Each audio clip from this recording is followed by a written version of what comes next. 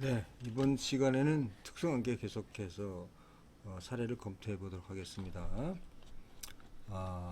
특수관계에 있는 자로부터 판매 시 제3자로부터 부품 재료를 무상 공급받았으나, 그러니까 제3자로부터 부품 재료를 무상 공급받았으나, 그러니까 특수관계에 있습니다. 우선 특수관계에 있는데 판매니까 수출 판매 이루어졌죠.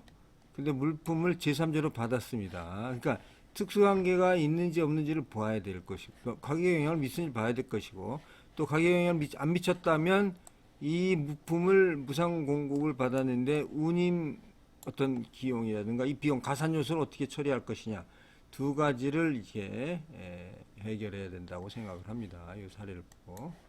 자, 그러면 좀 자세한 내용 보겠습니다. 수입국의 수입자 I는 수입자입니다. 임포터. 그의 자회사인 X국의 수출자 E입니다.부터 샤프트가 있는 롤러 베어링, 이건 물건을 정기적으로 개당 16불에 수입하고 있었습니다. 특히 첫 번째로 1000개의 베어링이 수입됐습니다. 세관이 보유하고 있는 자료에 의하면 이 수입자는 특수한 베어링 수입에 있어서 수입국 내 유일한 수입자입니다. 그래서 수출자로부터 수입하기 15일 전에 특수한 게 없는 T로부터 개당 20불의 동일한 베어링을 수입한 사실이 밝혀졌습니다. 특수한 게 없는 사람한테 20불의 그 수입한 사실이 밝혀진 거죠. 자, 그러면 그러니까 특수하게 있는 그 수출자는 16불에 수입이 된 것이고, 그래서 수입자가 제출한 상세 자료에 의하면 이 T는 장기간 I에게 베어링을 공급하여 왔으나 특수한 게 없는 T의 공장이 폐쇄됨에 따라서 I는 더 이상 그 특수관계가 없는 T와 거래를 할 수 없게 되었습니다. 따라서 I는 그의 자회사인 E와 접촉을 하였는 바, E는 롤러 베어링의 제조업체이기는 하지만 샤프트가 있는 롤러 베어링 제조는 저렴하였으므로 그가 샤프트를 무료로 공급하고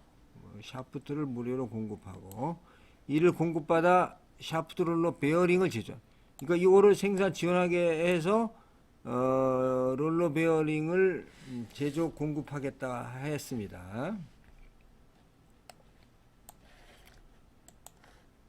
그래서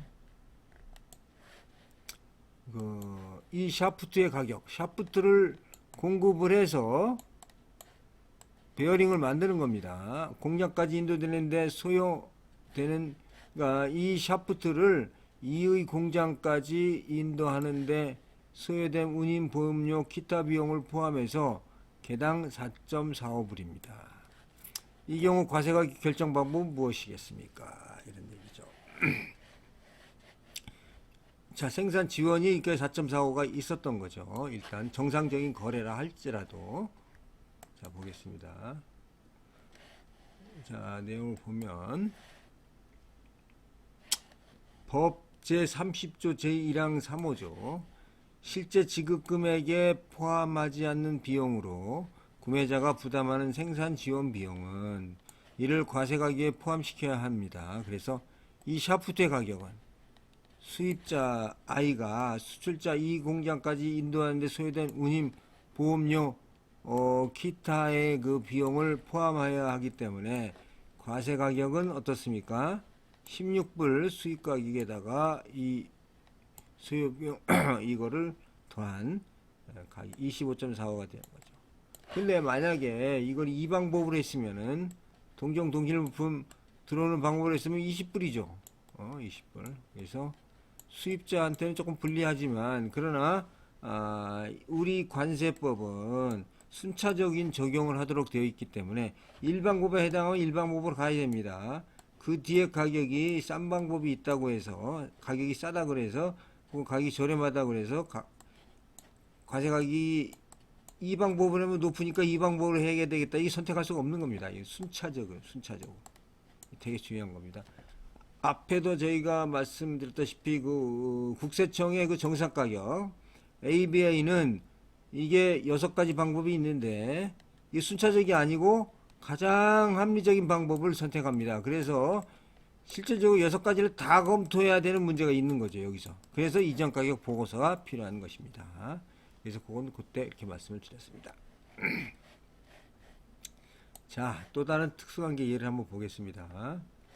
자, 특정인이 구매자와 이 판매자입니다. 구매자와 및 판매자의 결정권이 있는 주식 9%를 관리하고 있는 경우 과세가격 결정입니다. 자, 수입자는 X국의 1호부터 수공구 1000세트를 세트당 20불입니다. 이거는 뭐 수입자 I가 중요하고 이 물건을 수입하고 있다.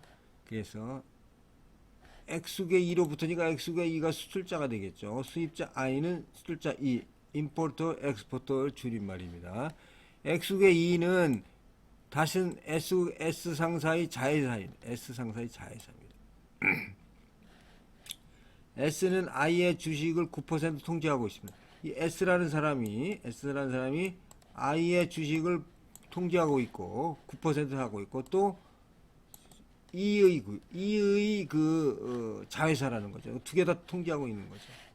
그래서 수입자 I와 수출자 E의 특수관계를 고려하고 당해 가격이 다른 수입자에 의해 수입된 유사 수공고 가격보다 15 내지 20% 정도 저가인 점을 감안을 해서 고려해서 세관에서는 수입자에게 신고 가격의 정당성을 입증하도록 요구했습니다. 수입자가 세관에 제출한 자료에 의하면 자신과 수출자 간에는 재정적 구석이 없으며 두 사람은 각각 독립적으로 사업을 운영한다고 합니다. 나아가 수입자는 완전 경쟁적 조건 하에서 수출자와 판매 협상을 하고 있다는 증빙서류를 제출하고 있습니다. 자, 물건 한번 볼까요? 근데 수입된 수공부 완제품의 가격이 다소 낮다는 세관당국의 지적에 대해서 수입자는 다른 사람이 수입하는 수공구는 광택이 나는 소재로 만들어진 것이며 물건이 다르다는 거죠.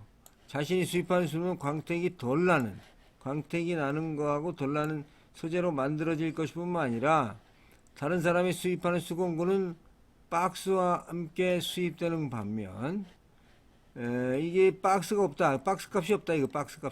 그래서 싸다.